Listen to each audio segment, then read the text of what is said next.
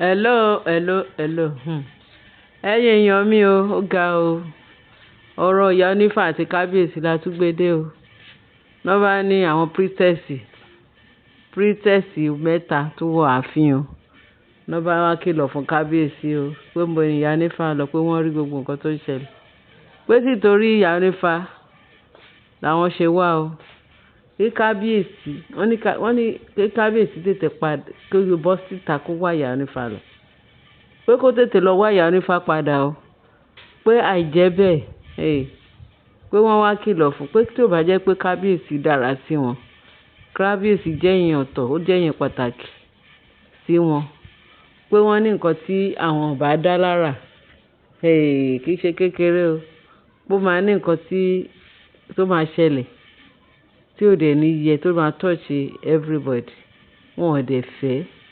Wọ́n ti rí pé nǹkan ti ṣẹlẹ̀ ńbẹ̀ yẹn. Wọn ò dẹ̀ fẹ́ kí nǹkan kan ṣẹlẹ̀ sí kábíyèsí. Pé tí kábíyèsí bá mọ nǹkan tó dára fún òun kó tètè wá ìyá onífá padà sí ààfin. Wọ́n ní immediately tí kábíyèsí sọ pé òun bá ní ìṣe báyìí pé ìyá onífá dẹ̀ disappear láàfin. Wọ́n ní gbogbo àwọn nǹkan tí ìyá onífá fi ń ṣagbára púpọ̀ tí mu. Wọ́n ní pé kò tiẹ̀ sẹ́rù ìyá onífá kankan mọ́ ní ààfin. Báwọn priestess yẹn mẹ́ta ṣe wá wọ inú ààfin yẹn tán ní kábíyèsí. Wọ́n náà wá wọ̀nù kábíyèsí for the last time. Pé kó lọ mú ìyá onífá padà sáàfin.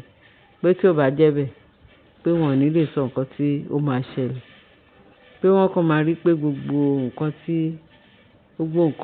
nǹkan mèremère tí kábíyèsí tó ti kó jọ. Pé dáadáa ló máa jẹ́ o, ká má sọ mí o. Pé kábíyèsí tètè lọ mú ìyá onífá padà sáàfin.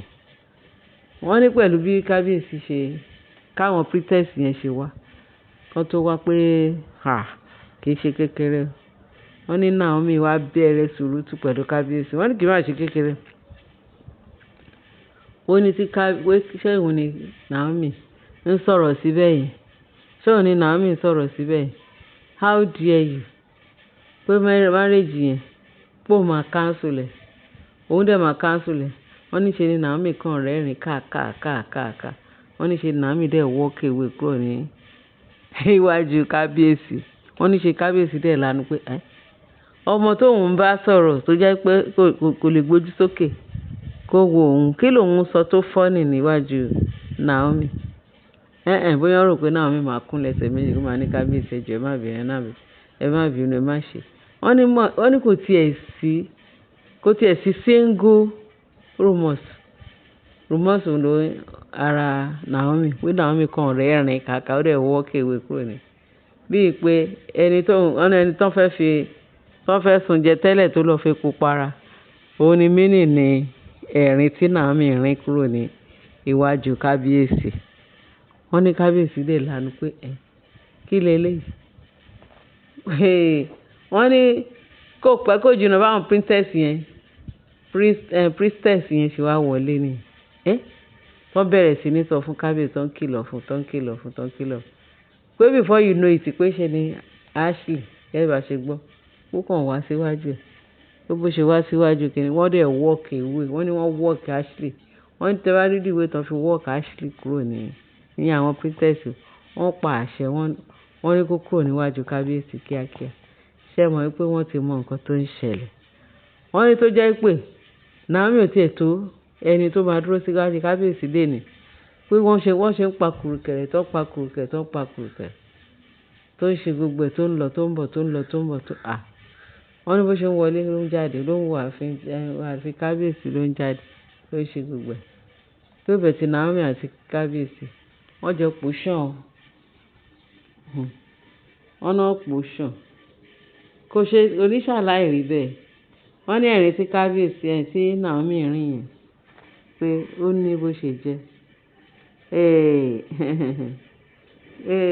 Ríran o wọ́n máa tó sá lọ gbogbo àwọn olórin yẹn. Wọ́n yìí máa tó sá lọ. Ṣé ìtàn sọ fún Naomi pé kábíyèsí àti Naomi tí Ashley lọ mú fake babaláwo wá fake àwọn aríran tó sọ pé àwọn wá wo kábíyèsí pé àwọn wá sọ fún kábíyèsí pé àwọn ò bẹ́ta o pé wọ́n ní kì í ṣe kábíyèsí lónìí pé kán tẹ Naomi nínú kí Naomi lè sọ ibi tó ti rí bẹ́ta tó gbé wá fún kábíyèsí. Wọ́n ní ṣe ni kábíyèsí tún dáùtù Naomi.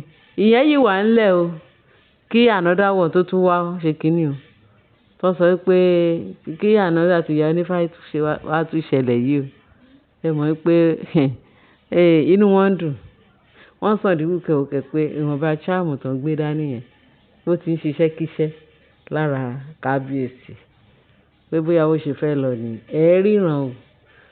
Fake náà tún máa gbé fún wọn padà. Pàtó tún máa bá fáyà báyìí. Ìyá wọn tún ṣẹ̀ṣẹ̀ bẹ̀rẹ̀. Ìyá wọn ṣẹ̀ṣẹ̀ bẹ̀rẹ̀. Wọ́n ní àwọn priestess wọ́n sọ fún kábíyèsí pé kó yà pé with immediate effect kó lọ mú Ìyá Onífá wá. Pé àjẹ́ bẹ́ẹ̀ wọ́n ti fún kábíyèsí ní condition. Wọ́n ti fún ní warning. Ṣé mọ̀ pé wọ́n ní ṣe kábíyèsí dẹ̀ lánàá. Wọ́n ròyìn pé kábíyèsí ò wá lè sọ̀rọ̀ ó ti ń kúrò lára ẹ̀ díẹ̀díẹ̀.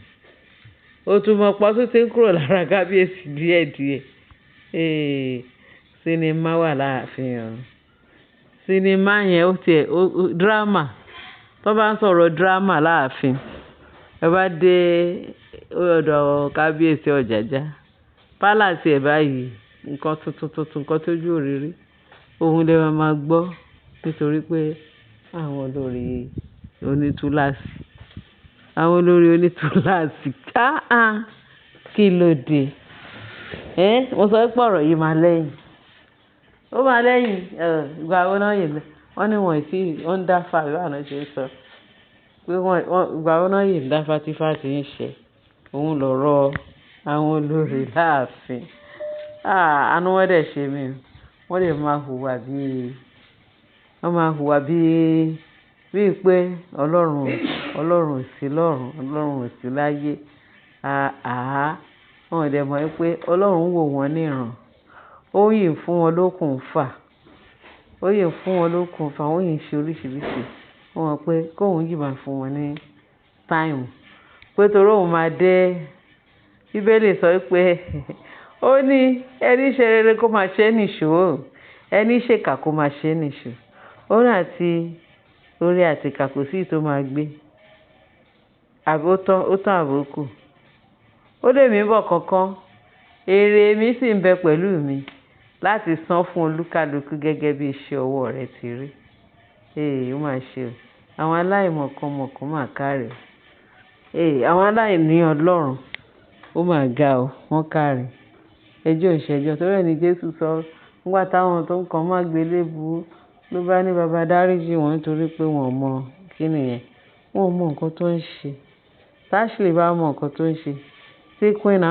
Tí Mariam bá mọ nǹkan tó ń ṣe. Tí gbogbo àwọn olórí tó kù àwọn ìṣe pẹ́pẹ́pẹ́pẹ́. Wo wọ́n ṣe yín.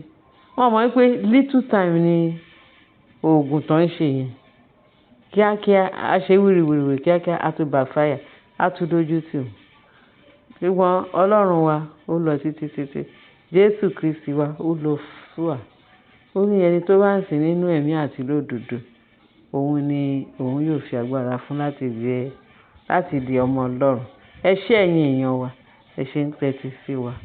Wọ́n ní nígbà tí kábíyèsí sọ pé èmi ló ń bá wí náà mí èmi ló ń ṣe gbá òun náà ṣàwo mò ń sọ̀rọ̀ wọ́n ní ṣe ń dáhùn mí kàn rẹ́rìn kàkà kó máa cancel wedding yẹn tó bá ṣọ́rọ̀ wọ́n máa cancel.